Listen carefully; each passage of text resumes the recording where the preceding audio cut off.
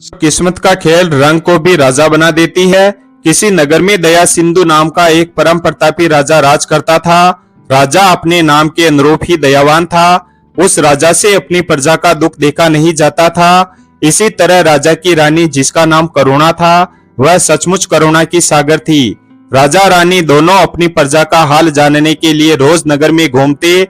वह दोनों घर घर जाकर पता करते कि हमारे राज्य में कोई दुखी तो नहीं है, कोई भूखा तो नहीं रह गया, ऐसा तो नहीं कि किसी के पास पहनने के लिए कपड़े ही ना हो, किसी गरीब के पास रहने लायक घर ही ना हो, कोई बुजुर्ग बीमार तो नहीं है। सभी को आवश्यकता पूर्ति के लिए धन मुहैया कराते। प्रजा भी राजा के इस आचरण से अति प्रसन्न थी। प्रजा राजा के विषय में चर्चा करती कि हमें ऐसा राजा मिल पाना हमारे सौभाग्य की बात है, वरना ऐसा राजा किसी को कहाँ मिलता है जो प्रजा को अपने पुत्र की भांति प्रेम करता है। राजा की प्रजा तो खुशहाल थी, परंतु राजा रानी स्वयं दुखी थे। उनके दुख का कारण था कि राजा को कोई संतान नहीं थी। सच है कि जो चिराग अंधेरे घर को प्रकाशित करता है, मगर उसके तले खुद अंधेरा ही अंधेरा रहता है। राजा और रानी मन ही मन बहुत दुखी रहते थे, परंतु प्रजा को आभास नहीं होने देते थे कि वह दुखी है। परंतु दयालु राजा की प्रजा भी दयालु ही होती है।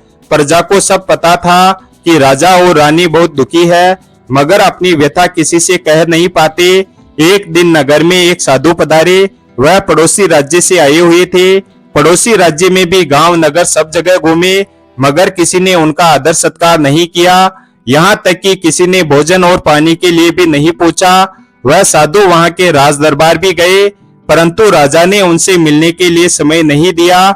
उसने अपने द्वारपाल से कहलवा दिया कि अभी राजा व्यस्त चल रहे हैं। वह साधु एक महीने बाद पधारे। साधु निराश होकर दया सिंधु के राज्य में आ गए। उन्होंने सुन रखा था कि इस समय संसार में सभी राजाओं में सबसे दयावान राजा दया सिंधु ही है। उनके जैसा राजा दूसरा कोई नहीं है। साधु ने सोचा कि पहले हम प्रजा से ही राजा के विषय में जान लेते हैं। वह गांव में गए और ग्रामीणों से उनका हालचाल जाना। ग्रामीणों ने साधु का बहुत आदर सत्कार किया और बताया कि हम बहुत खुशहाल हैं, हमें राजा ने हर सुविधा मुहैया करवा रखी है। राजा बहुत धर्मात्मा और प्रजापालक है। परंतु साधु ने पूछा, परंतु क्या? फिर ग्रामीण कहने लगे, महाराज, हमारे राजा को कोई संतान नहीं है। हम इस बात को लेकर राजा से भी ज्यादा दुखी हैं। फिर साधु एक के बाद अनेक दरवाजे पर गए, परंतु किसी को कोई कमी नहीं थी। सभी एक से बढ़कर एक धर्मपरायण थे। साधु संतों की सेवा करने वाले थे, परंतु उन्हें कोई दुख नहीं होने के बाद भी राजा के संतान नहीं होने से दुखी थे। साधु नगर में भी गए, परंतु सबने एक ही बात दोहराई। साधु हजारों लोगों का राजा के प्रति प्यार देखकर खुद गर्वित हो गया। उसने पहली बार देखा कि इस राज्य के लोग कितने अच्छे हैं। उन्हें अपनी नहीं, राजा की चिंता खाई जा रही है। अभी तक तो महात्मा ने देखा था कि लोग अपने दुख से नहीं, दूसरे के सुख को देखकर दुखी है, मगर यहाँ तो ठीक उल्टा था। एक से बढ़कर एक धर्मात्मा है। साधु वहां से सीधे राज दरबार में आ गए। राजा के दरबार में साधु महात्माओं को राजा से मिलने पर कोई रोक टोक नहीं थी। साधु महात्मा बिना रोक टोक राजा के निवास स्थान तक भी जा सकते थे। प्रजा राजा से रात हो या दिन कभी भी मिल सकती थी। साधु महात्मा राजा के पास गए। राजा ने साधु महात्मा को साष्टांग दंडवत किया और आदर सत्कार के साथ आसन पर बिठाया। महात्मा राजा की सेवा से बहुत खुश हुए।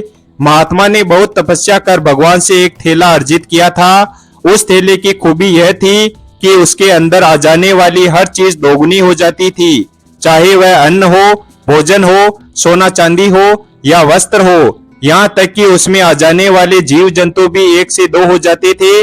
महात्मा ने खुश होकर अपना वह थैला राजा को दे दिया। प्राचीन काल से ही हमारे देश के महात्मा सर्वश्रेष्ठ त्याग के लिए प्रसिद्ध रहे हैं। महर्षि दधीची ने तो अपने शरीर की हड्डियां ही दान कर दी थी। महात्मा राजा से बोले कि हे राजन, इस समय हमसे ज्यादा आपको इस थैले की आवश्यकता है। आप इस थैले की मदद से अपनी प्रजा का कल्याण करो। राजा और रानी थैला पाकर बहुत खुश हुए। महात्मा तो थैला देकर चले गए। फिर रानी ने थैले में अपने गले से हार निकाल कर रख दिया और रखते ही वह हार एक से दो हो गया। राजा रानी को खुशी का ठिकाना नहीं रहा। वह दोनों थैला लेकर अब रोजाना अपनी प्रजा में निकल पड़ते और पहले से ज्यादा अब प्रजा की मदद करते। एक दिन राजा और रानी एक विवाहित स्त्री के दरवाजे पर गए। वह स्त्री अकेली ही घर में रहती थी। उसका पति परदेश चला गया था। उसे गए हुए 1 वर्ष बीत गया था।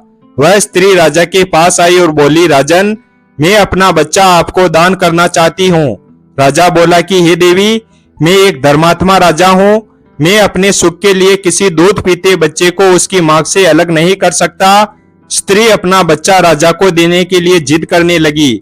वह बोली, राजन, मैं आपको पुत्रहीन नहीं देख सकती। आप इनकार न करें, मेरा बच्चा ले लें। मैं स्वेच्छा से आपको अपना बच्चा दे रही हूँ। राजा बोला, हे देवी, कोई भी स्त्री इतनी कठोर नहीं हो सकती कि वह अपने बच्चे का त्याग कर दे। तुम्हें न तो धन की कमी है और न ही बच्चे के पालन पोषण में कोई असुविधा है। तुम बीमार भी नहीं हो, फिर क्या कारण है? मुझे साफ साफ बताओ। मुझे लग रहा है कि तुम मुझसे कुछ छुपा रही हो। स्त्री अपने चेहरे का भाव छुपाते हुए बोली कि महाराज, मैं झूठ नहीं बोल रही हूँ। तब राजा ने कहा कि तुम अपने राजा की कसम खाकर कहो कि तुम सच बोल रही हो। तब स्त्री बोली, नहीं महाराज, मैं आपकी कसम नहीं खा सकती। मेरी कुछ मजबूरी है जिसके चलते बच्चे को मैं अपने पास नहीं रखना चाहती। रानी बोली, बहन, तुम निसंकोच अपनी बात बताओ, हम तुम्हारी सहायता अवश्य करेंगे। तब वह स्त्री बोली, महारानी, मेरे पति को परदेश गए हुए पूरा 1 वर्ष बीत गया है और इस पुत्र का जन्म मेरे पति की अनुपस्थिति में हुआ है और मैंने कभी किसी पर पुरुष से अनैतिक संबंध नहीं रखे हैं। मैंने कभी भी व्यभिचार नहीं किया। फिर भी मेरे पति के जाने के 1 वर्ष बाद इस बच्चे का जन्म हुआ, जो कहीं से भी उचित नहीं है। स्त्री को तो 9 महीने बाद ही बच्चा पैदा हो जाता है। मैं अब अपने पति के सामने लाख सफाई दूंगी तो भी मुझे वह स्वीकार नहीं करेंगे, मेरा त्याग कर देंगे। वह कल ही घर लौटने वाले हैं। मैं यह सोच सोचकर बहुत चिंतित हो रही हूँ कि इस बच्चे का क्या करूं। राजा बोला, हे देवी, अनजाने में ही सही तुमने अवश्य ही व्यभिचार किया है। हमने भी नहीं सुना कि 12 महीने में किसी को बच्चा होता है। तब रानी बोली, महाराज, कभी कभी ऐसा हो जाता है। यह एक तरह के रोग से ग्रसित स्त्री के साथ होता है। मेरी आत्मा कह रही है कि इसने व्यभिचार नहीं किया है। यह पतिव्रता स्त्री है। इसने पर पुरुष से संबंध नहीं बनाए हैं। हम इस देवी की समस्या को कम कर देते हैं।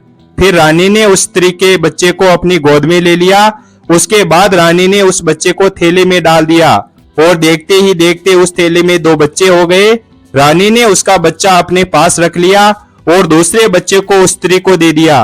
रानी ने उस स्त्री से कहा कि अगर तुम्हारा पति इस बच्चे के बारे में पूछे तो उसे बता देना कि रानी ने तुम्हें यह बच्चा उपहार में दिया है। इतना कहकर राजा और रानी वापस अपने महल में आ गए। फिर दूसरे दिन ही उस स्त्री का पति घर पर आ गया। अपनी पत्नी की गोद में बच्चा देखकर नाराज होने के बजाय वह बहुत खुश हुआ। वह पत्नी से बोला कि मुझे डर था कि तुमने बच्चे को फेंक दिया होगा। तुमने लोग लाज का भय त्याग कर बच्चे को अपने पास रखा। मैं तुम पर बहुत खुश हूँ। दरअसल जाते समय एक बात तुम्हें बताना भूल गया था। तुम्हें याद है, मैंने तुम्हें 12 महीने पहले एक फल खिलाया था। वह फल मुझे एक सिद्ध पुरुष ने दिया था और उन्होंने बताया था कि यह फल अपनी पत्नी को खिला देना। इस फल के खाने के बाद तुम्हारी पत्नी को 12 महीने बाद एक बड़ा ही गुणवान बच्चा होगा। वह बच्चा 9 महीने में जन्म नहीं लेगा बल्कि 12 महीने बाद जन्म लेगा। वह बच्चा बड़ा होकर इसी राज्य का राजा बनेगा। वह स्त्री अपने पति से कहने लगी, आपने तो मुझे इसके बारे में बताया नहीं। मैं अपने आप को दोषी समझ रही थी। मैंने अपने घर से कभी बाहर कदम नहीं निकाला। रात को घर का दरवाजा मजबूती से बंद करके सोती थी। किसी गैर पुरुष के संपर्क में कभी नहीं आई। फिर भी मैं 12 महीने में मां बन गई। यह मेरे लिए शर्म की बात थी। किसी को मोह दिखाने के लायक भी नहीं थी।